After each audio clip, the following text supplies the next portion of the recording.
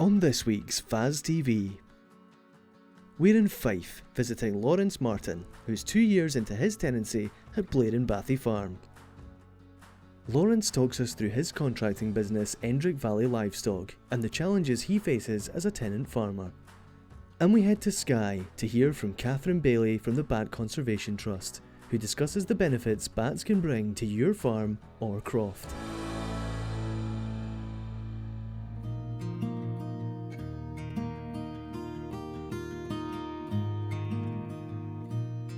My background in agriculture is that I don't have one. I came from a non-farming background as a new entrant about 8-9 years ago. Sort of just pursued the dream of becoming a farmer, and I went to college, did my HNC, and met lots and lots of people along the way. Did a modern apprenticeship, had a mentor at a farm that I then laterally managed. And eventually, through the right connections and having the right sort of network, found this tenancy, which we're in our second year of at the moment. And unfortunately, we have a few challenges coming our way, like most farmers across the country, with the changes within inheritance tax.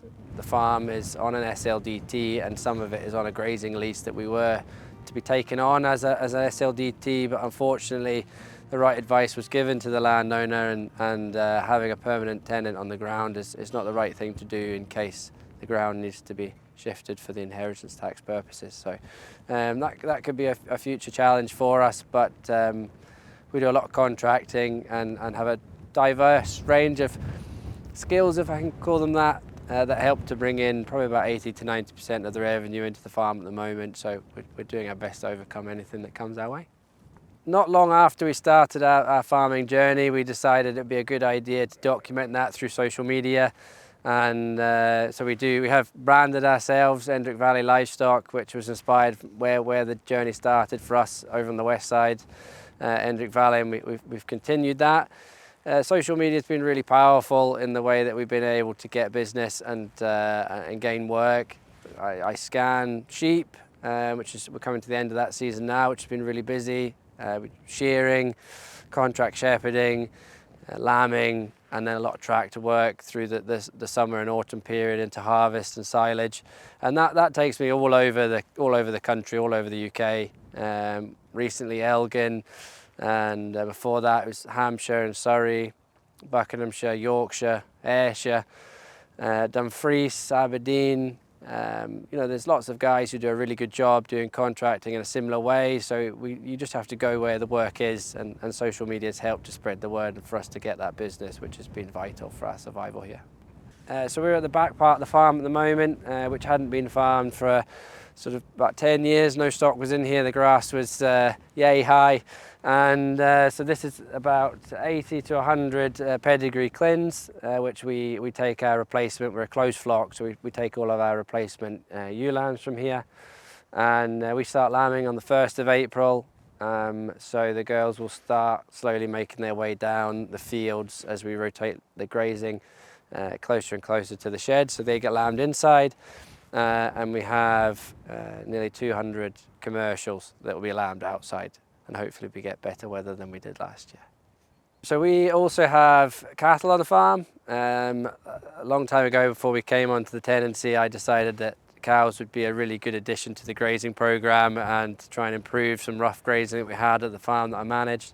So I was looking at native breeds, and I came across a very nice lady called Maggie Gordon, who was very passionate about the native Galloways, black Galloways, and she introduced me to those. I got 4. They did a tremendous job. They are very low input, a much smaller cow, easier on the ground, and don't need to be housed through the winter. We've now got 10. And we've decided to sort of increase that enterprise by adding a white-red shorthorn bull for breeding blue greys. To me, sustainability is quite a wide spectrum of answers. Is it sustainable for a business perspective? Am I able to continue doing what I'm doing the way that I'm doing? It's very important. And am I being able to make a living out of it? Is it sustainable environmentally? So is the next person that takes over when I leave, are they going to be able to continue farming, or am I damaging the ground and and the area to a point where it's not sustainable. The Galloways and the breeds that I've used, I think a big part of our sustainability on the farm. Like I say, they're very soft on the ground, they're low input, and we don't need to house them for large periods of the year, so for carbon footprint is quite small with regards to straw and silage.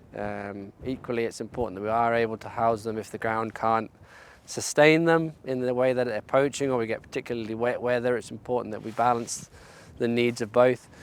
And we're quite new to the property, so I think just with the introduction of the livestock and what they put back into the ground is a massive part of the diversity and the environmental impact and the quality of the soil and the grass. And I think moving forward we want to do more in regards to environmental pathways, hedging, trees and things like that in a controlled manner. Mentoring is very important within agriculture generally, I think.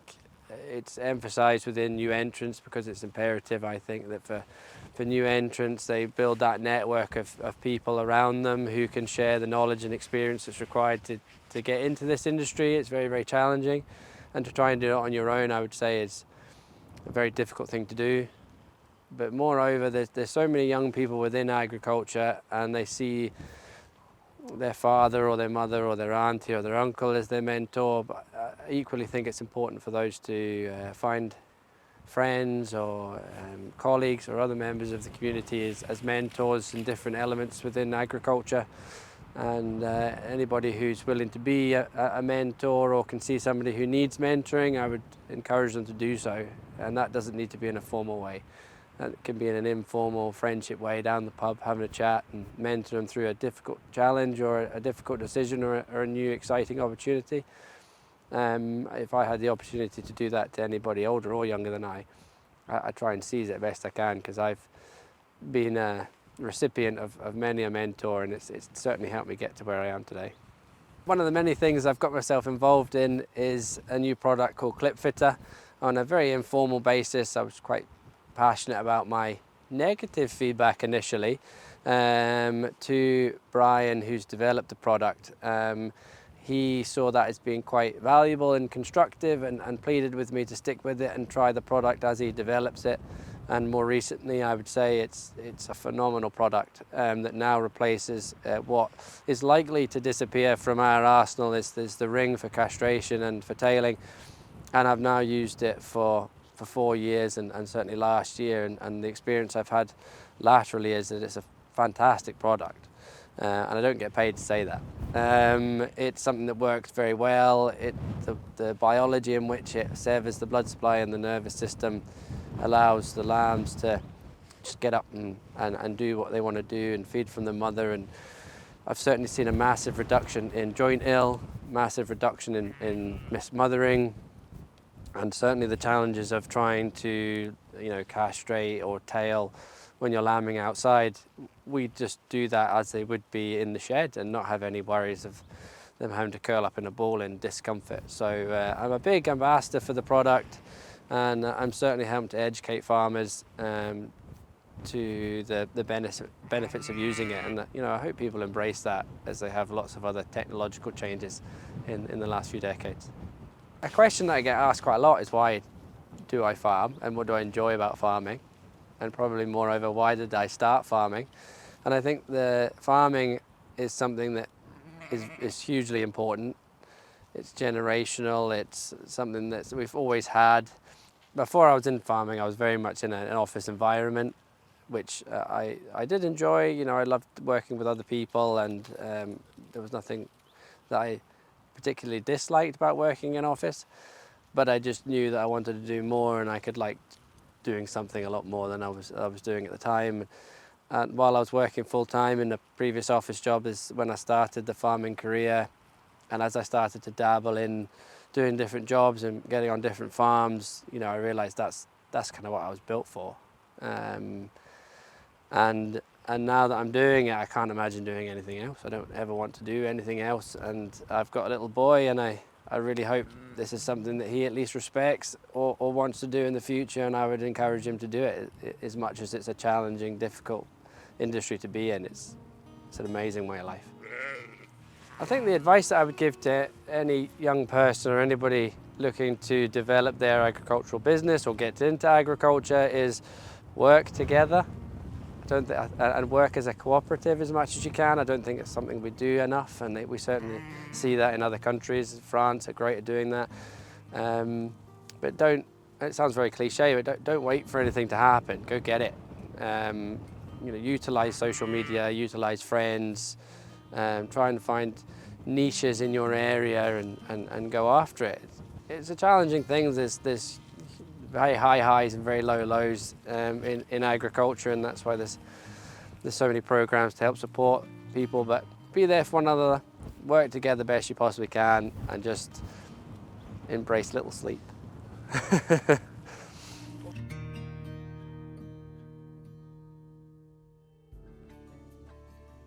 Bats bring a multitude of benefits to ecosystem services and are good indicators of the general health of your farming or crofting environment. So bats globally, they provide lots of ecosystem services.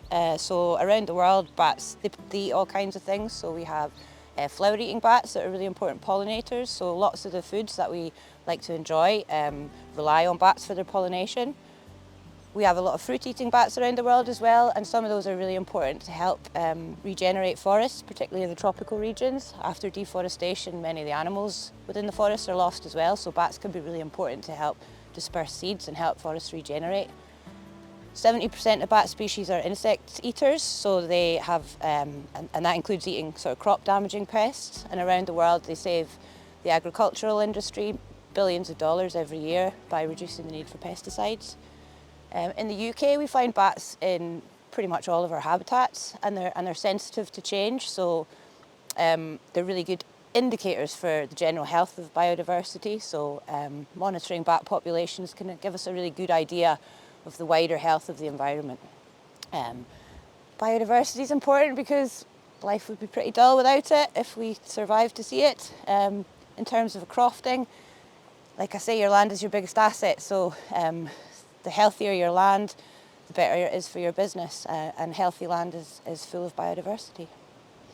Well, if you've got bats living on your croft, first of all, lucky you. They are midge-eating machines, so I think we should all be encouraging more bats, especially if you live on the west coast of Scotland.